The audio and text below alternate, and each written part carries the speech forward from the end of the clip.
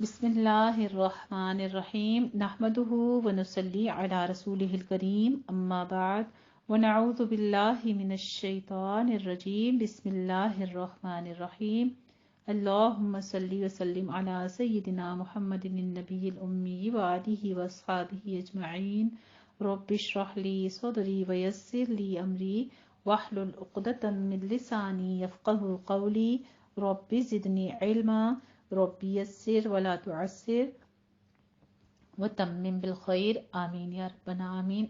अल्हम्दुलिल्लाह जी, हम पढ़ रहे हैं नमाज नबवी सही अहादीस की रोशनी में, और आज हम इसमें जानेंगे अहादीस मुबारका से कि सफराना नमाज है वो किस तरह अदा की जाती है। नमाज सफ़र, ये है हमारी बुक का पेज नंबर 303 पेज है। नमाज सफ़र, सफ़र में ज़ोहर, असर और इशा की 4 फ़र्ज रकातों को 2-2 पढ़ना कसर कम करना कहलाता है। फजर और मगरिब में कसर नहीं है, वो तो वैसे ही फजर की 2 रकातें हैं और मगरिब की 3 रकातें हैं, तो बाकी ज़ोहर, असर और इशा में 4 फ़र्ज होते हैं, इसलिए उनको कसर कर दिया गया। जो शख्स इरादे सफ़र के साथ अपने घर से चले और अपनी आबादी से निकल जाए तो वो अज़्रुए शरीयत मुसाफिर है और अपनी फ़र्ज नमाज में कसर कर सकता है।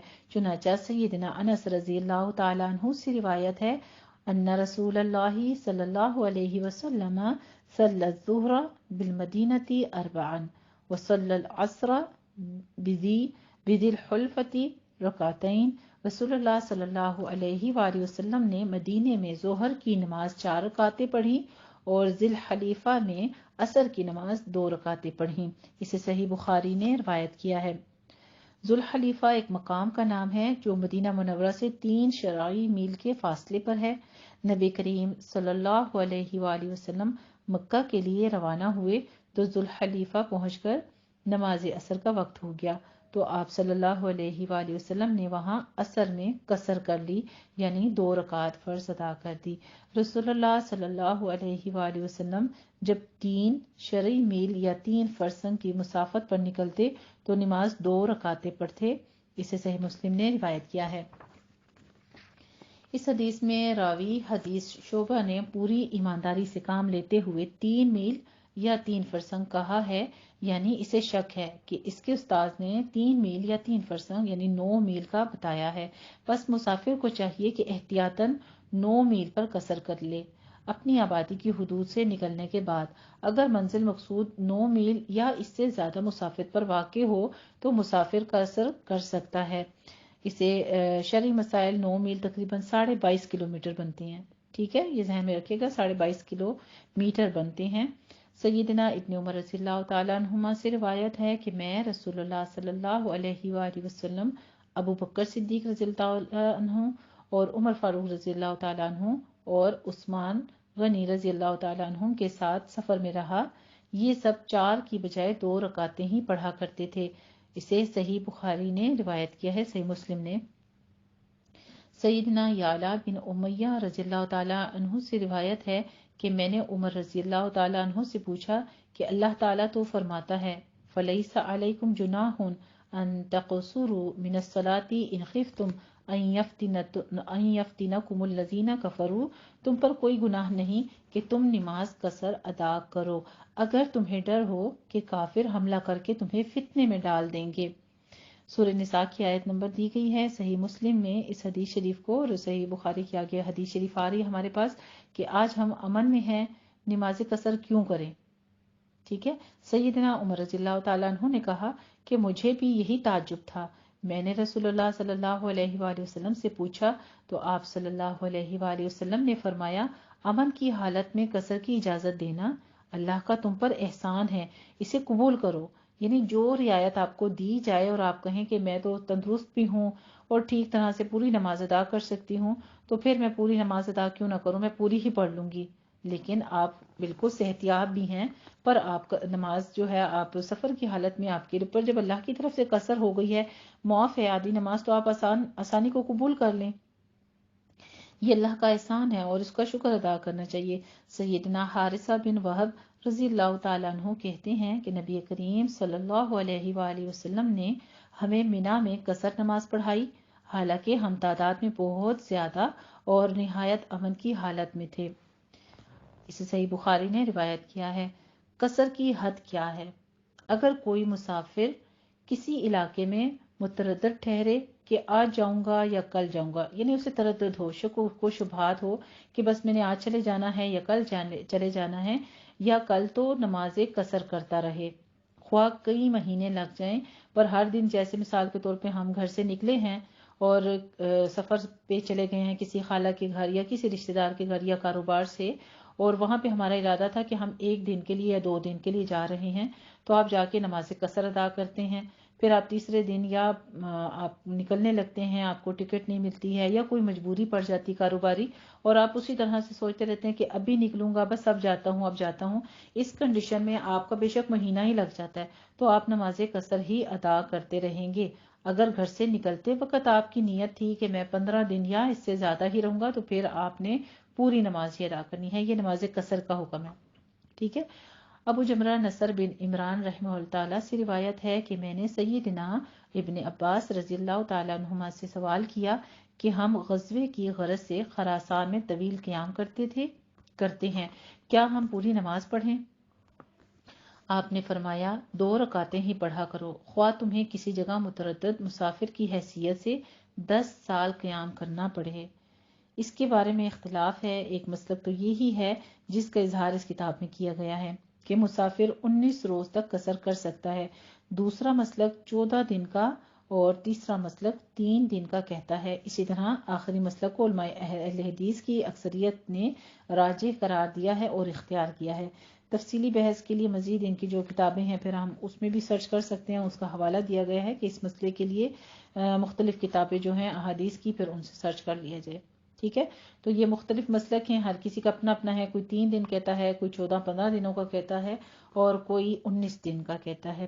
اگر 19 دن تک ٹھہرنے کا ارادہ ہو تو نماز میں قصر کرے، اور اگر 19 روز سے زائد ٹھہرنے کا ارادہ ہو تو پھر پہلے ہی روز سے نماز پوری پڑھنی چاہیے۔ اور دوسری بات جو کہتے ہیں وہ اس کے بارے میں یہ بیان کرتے ہیں، سیدنا ابن عباس رضی اللہ تعالیٰ عنہما سے روایت ہے کہ رسول اللہ صلی اللہ علیہ وآلہ وسلم نے فتح مکہ کے موقع پر مکہ میں 19 دن قیام کیا اور قصر کرتے رہے، یعنی 19 دن تک آپ کا ارادہ ہوگا کہ آپ واپس جائیں گے، تو اس دوران آپ نماز قصر ہی کرتے رہے۔ سیدنا ابن عباس رضی اللہ تعالیٰ عنہما نے فرمایا اگر سفر میں کہیں 19 دن اقامت کریں ہم قصر کریں گے، اور اگر 19 دن سے زیادہ اقامت کریں گے تو پوری نماز پڑھیں گے۔ سفر میں اذان اور جماعت کے بارے میں فرماتے ہیں سیدنا مالک بن حویرث رضی اللہ تعالیٰ عنہ کہ 2 آدمی، میں اور میرا چچا زاد بھائی، آپ صلی اللہ علیہ وآلہ وسلم کی خدمت میں حاضر ہوئے تو آپ صلی اللہ علیہ وسلم نے فرمایا جب تم سفر پر جاؤ تو اذان اور اقامت کہو، پھر تم میں جو بڑا ہو وہ امامت کروائے۔ ٹھیک ہے، یعنی اسے صحیح بخاری نے روایت کروایا ہے کہ جو بڑا ہوگا وہ اقامت کرائے گا، عمر میں جو بڑا ہوگا یا رتبے میں بڑا ہوگا یا علم میں بڑا ہوگا وہ اقامت کرائے گا۔ سفر میں 2 نمازیں جمع کرنا۔ سیدنا ابن عباس رضی اللہ تعالی عنہ سے روایت ہے کہ رسول اللہ صلی اللہ علیہ وآلہ وسلم دوران سفر میں ظہر اور عصر کو اور مغرب اور عشاء کو جمع کرتے تھے، یعنی یہ سفر کے دوران اس چیز کی اجازت دی گئی ہے، اسے صحیح بخاری نے روایت کیا ہے۔ ایک نماز کے وقت میں دوسری کو ملا کر پڑھنا جمع کہلاتا ہے۔ جمع کی 2 صورتیں ہیں، جمع تقدیم یعنی ظہر کے وقت نماز ظہر کے ساتھ نماز عصر، اور مغرب کے وقت نماز مغرب کے ساتھ عشاء کی نماز پڑھنا۔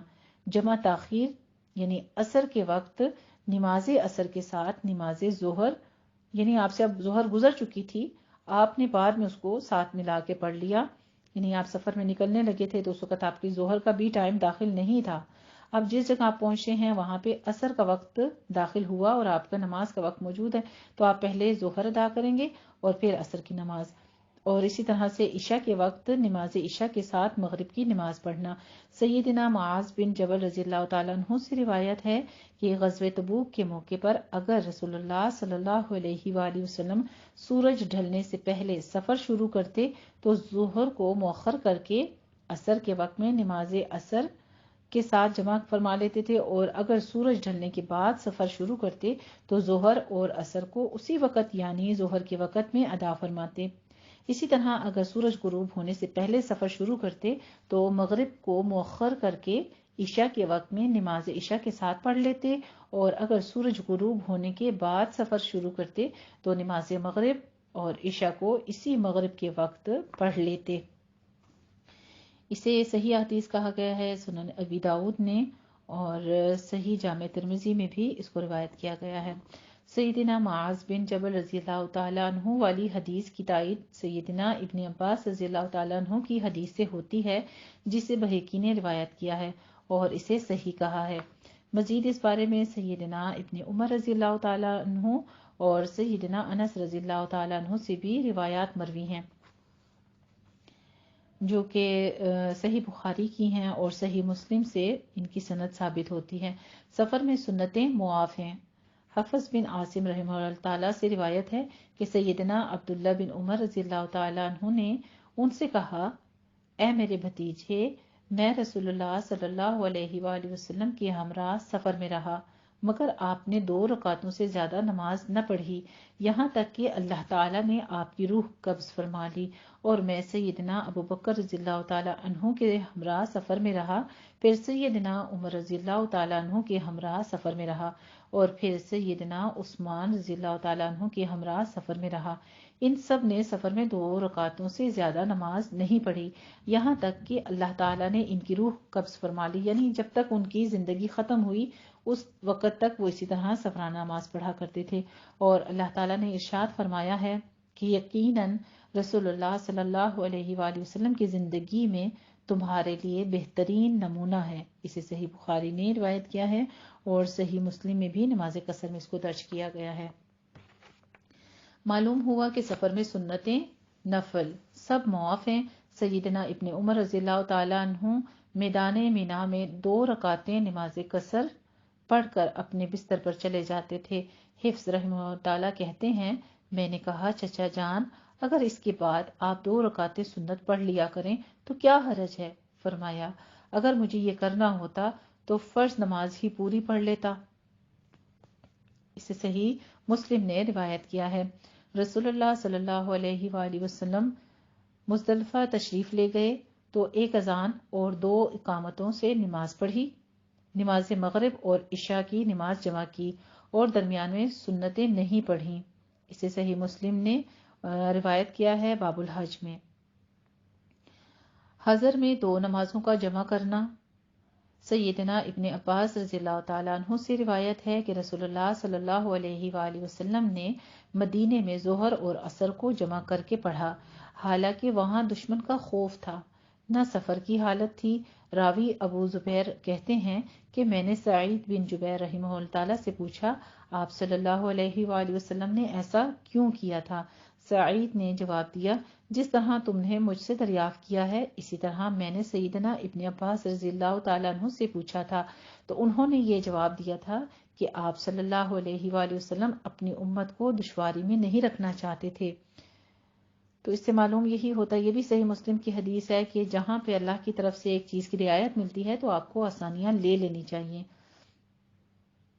سیدنا ابن عباس رضی اللہ تعالیٰ عنہ سے روایت ہے کہ رسول اللہ صلی اللہ علیہ وآلہ وسلم نے دشمن کے خوف سے اور سفر کے بغیر ظہر اور عصر کو اور مغرب اور عشاء کو ملا کر پڑھا، اور اس حدیث کو بھی صحیح مسلم نے روایت کیا ہے باب الجمعہ میں۔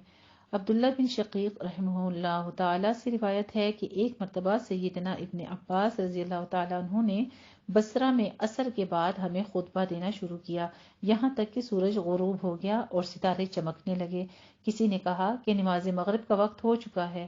آپ نے فرمایا، مجھے سنت نہ سکھاؤ، میں نے رسول اللہ صلی اللہ علیہ وآلہ وسلم کو ظہر اور عصر اور مغرب اور عشاء ملا کر پڑھتے ہوئے دیکھا ہے۔ عبداللہ بن شقیق رحمہ اللہ تعالیٰ کہتے ہیں کہ مجھے شبہ پیدا ہوا، میں نے سیدنا ابو ہریرہ رضی اللہ تعالیٰ عنہ سے دریافت کیا تو انہوں نے اس کی تصدیق کی۔ اسے صحیح مسلم نے روایت کیا ہے۔ یعنی ان روایات سے معلوم ہوا کہ شدید ضرورت اور شرعی عذر کی بنا پر حضر بھی کبھی کبھار جائز ہے، لیکن یاد رہے کہ بغیر عذر کے ایسا کرنا یا اس کو معمول بنا لینا کہ ہمیشہ نماز حضر کر دی جائے، دو نمازوں کو ملا کے پڑھنے کا معمول ہی بنا لیا جائے، تو یہ چیز جائز نہیں ہے۔ یعنی اگر ناگزیر قسم کے حالات شرعی عذر میں حالت اقامت میں بھی دو نمازیں جمع کر کے پڑھی جا سکتی ہیں، تاہم شدید ضرورت کے بغیر ایسا کرنا جائز نہیں ہے۔ جیسے کاروباری لوگ جو ہوتے ہیں ان کا عام معمول ہے کہ وہ سستی یا کاروبار کی مصروفیت کی وجہ سے دو نمازیں جمع کر لیتے ہیں، یہ صحیح نہیں ہے بلکہ سخت گناہ ہے۔ ہر نماز اس کے مختار وقت پر ہی پڑھنا ضروری ہے سوائے ناگزیر حالات کے۔ ٹھیک ہے، اس بات کی تصدیق ہو چکی ہے۔ اب یہ نہیں ہے کہ ان باتوں کو لے کے تو آپ یہ سوچیں کہ دو نمازوں کو ملا کر پڑھنے کی ہمارے اسلام میں اجازت دی گئی ہے، تو یہ چند وجوہات کی بنا پر کہ کوئی مجبوری ہو، جیسے آپ بس وغیرہ میں ٹریول کر رہی ہیں، گاڑی میں ہیں اور راستے میں آپ کو کہیں آپ اتر نہیں سکتے ہیں، آدھی رات کا وقت ہے، یا بس ہے جو آپ کے اختیار میں نہیں ہے اور وہ کہیں بھی نہیں رکی اور آپ کا ظہر کا وقت نکل رہا ہے۔ اب آپ جس مقام پر پہنچے ہیں، جیسے راستے میں اکثر ہو جاتا ہے کہیں پر بریک لے لیتے ہیں، کیونکہ فرض نماز کے لیے آپ کو سجدہ زمین پر لگانا ہوتا ہے، وہ اس کے اندر سواری کے اندر نہیں ہوتی ہے۔ تو اس کنڈیشن میں پھر آپ یہ ہے کہ آپ دو نمازوں کو جمع کر کے پڑھ سکتے ہیں۔